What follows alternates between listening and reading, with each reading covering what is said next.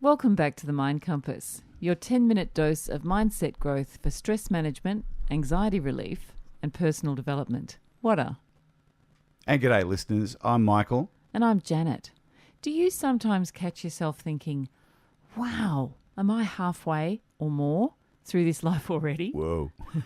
Sometimes. Fret not, because in today's episode of the Mind Compass, we share with you how and why the second or third act of your life can be the absolute best.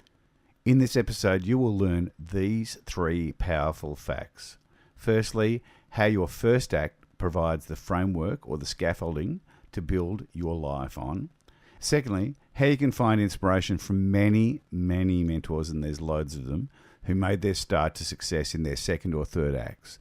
And thirdly, how you can not just survive these second and third acts, but instead absolutely thrive.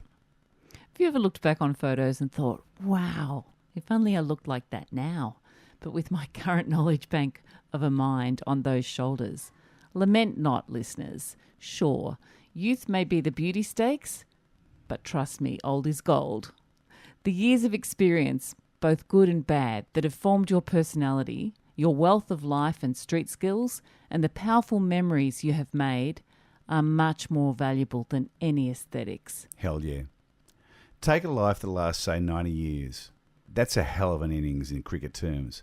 If you reach 100 plus, that's a real bonus. So your first act is made of the first 30 years. Your birth, your childhood, adolescence, and young adulthood. You grow to capacity physically during this time, and your thought process, mind paradigms, and behavioural patterns are formed. Now, some of these developmental features are great, and some are not so great. But the good news is that the not so great ones are not set in stone. You can change them, and you can learn from them, and you can grow through them. Yes, in your first act of life, you may have been exposed to death, divorce, health challenges, bullying, or other dramas at home, school, education, and workplaces. But these circumstances do not have to define you. You can heal those parts of your framework that you consider damaged. And how wonderful that we as humans have that capacity. The capacity to choose change, to not stay stuck in a paradigm that holds us back and prevents us from rising to the life that we know that we deserve. And there are so many people that have risen above their first act and even their second and gone on to achieve greatness in their 40s, 50s, 60s, 70s, 80s and beyond. Look at Harlan Sanders, or Colonel Sanders as most of you would know him.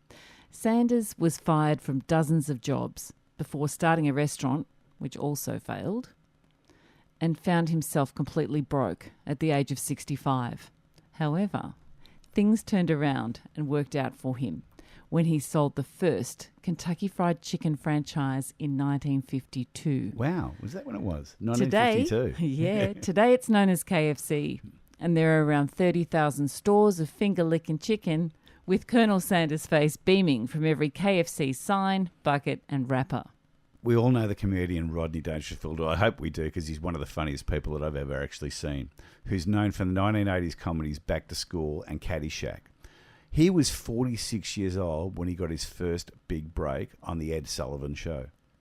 And talented actor Samuel Jackson, of Pulp Fiction fame, got his break at the same age, 46. It's never, ever too late. One of my favourite late starters is beautiful author Louise Hay, who at the age of 62 began Hay House Publishing from her lounge room and grew that business into a multi-million-dollar global publishing empire. We're often told that to achieve the heights of greatness in life, you need to begin young, start the path early, and be a child or youth prodigy. And that's not true. Some great talent does start young, yes. And yes, they've mastered their skills in the arts or business by the time they hit 20. But we're here to remind you that no, you don't need to start early. You can begin your success journey at any age that you're ready to.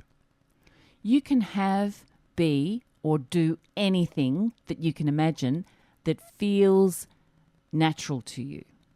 Okay, $1 billion contract to be a pro ball sports player as a beginner In the second or third act of your life, probably not. No, even though I did a 400-metre sprint the other day to catch my dog.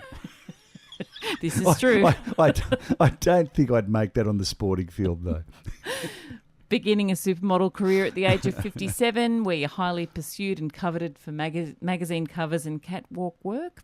Highly unlikely. Potentially. Maybe. Yeah, you never know. Beginner muso, playing stadium gigs with the hottest music acts in the world? Possibly not, but you never know. But don't be disheartened if any of these jams listed here are in your be-do-have. Modify them to suit.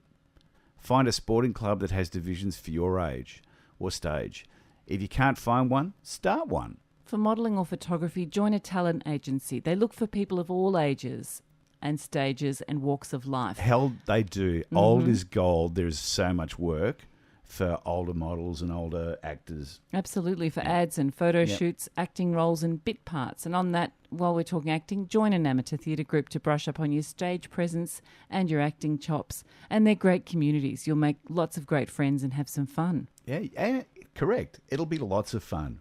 How much fun did we have when we did it? A lot. Yep. So for older musos, make a start and connect with other beginners, both online and, as we say, IRL, in real life. Form a band just for fun. Mate, you don't have to be a pro muso. One of the things that I just want to explain to everybody, I've been a pro muso for a long time, but I do it for fun. It's fun. And fun is where it's all at, It's just you're doing it for fun. And because you're really good at it and you get paid, you get paid for it, bonus. But just at the end of the day, now if this is something that you want to do it for fun. Doesn't matter. You don't have to be the best. You don't have to be a virtuoso. You don't have to be the next Steve Luthcather. You don't have to be the next Jeff Beccaro. You don't have to compete on The Voice. No, you don't. You don't. Just be you and have fun. It's what life's all about, in all acts of life. So pursue it. Beginner artists, writers, golfers, sculptors, whatever you want to be, do or have, it is yours. Do not let age hold you back from your heart's calling.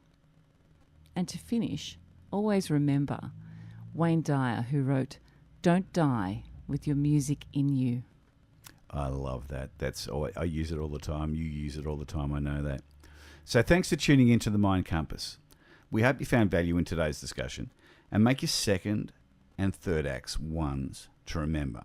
And also share this with friends who you could do with a good dose of giddy up and go get 'em. And don't forget to subscribe and leave a review.